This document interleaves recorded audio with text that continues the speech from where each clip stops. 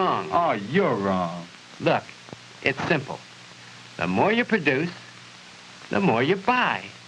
Production goes up, prices come down. Yeah, but suppose the manufacturer doesn't let the prices come down. He's got to. He's got to, my foot.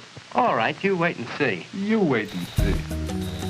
The net effect on consumers was that as they had to make choices between whether to spend money this month on groceries or to buy their drugs. I can't fathom how these type of people can even sleep at night, knowing how they're price gouging the consumer.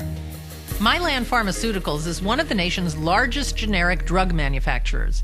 In 1998, individual states joined with the Federal Trade Commission and charged Mylan with conspiring to withhold essential ingredients used to make a generic drug for the treatment of severe anxiety.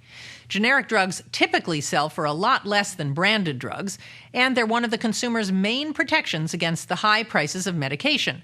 At least, that's the way it's supposed to work. This case was an antitrust case that alleged that Mylan Pharmaceuticals had attempted to cut off supplies to their competitors for two popular anti-anxiety drugs. Essentially, the case alleged that by cutting off essential ingredients to those products, Mylan was able to raise prices some 2,000 to 3,000%. These two drugs in particular were very often given to older people. They had a particular utility that wasn't shared by other kinds of anti-anxiety medications on the market. Like growing numbers of Americans, Judy Subzinski suffered panic attacks that made it difficult for her just to get through the day. Under her doctor's care, she came to rely on Mylan's reasonably priced anti-anxiety medication in order to live a normal life. If I didn't have that medication, I would have terrible anxiety and panic attacks. I wouldn't be able to function properly. I would be on edge constantly.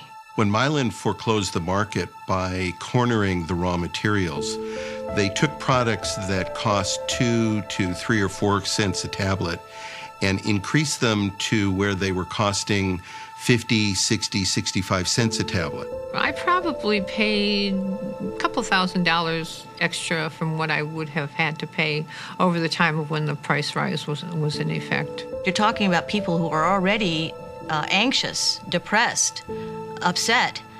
When they couldn't buy the medication that allows them to feel better, it exacerbated their problem. We had witnesses contact us who told us they were forced to make choices between buying their pharmaceuticals and buying food, paying rent. It got to a point where I wrote a letter to Mylan. The CEO sent me a letter 3 or 4 weeks later to tell me that he was very sorry, but the reason the price had gone up was because the raw materials had gone up so drastically that there was nothing they could do. They had to raise their prices. And that was that. Various complaints were relayed to one of Mylan's top executives, who was a vice president, whose response was, F those customers. They don't set prices. When I found out that what that CEO wrote to me was total baloney, had no truth to it whatsoever, that they were they were the cause of this price increase, I was very angry, very, very angry. The nature of Mylan's violations motivated the Federal Trade Commission to pursue significant penalties on behalf of consumers. The real question in the case was what the remedy ought to be.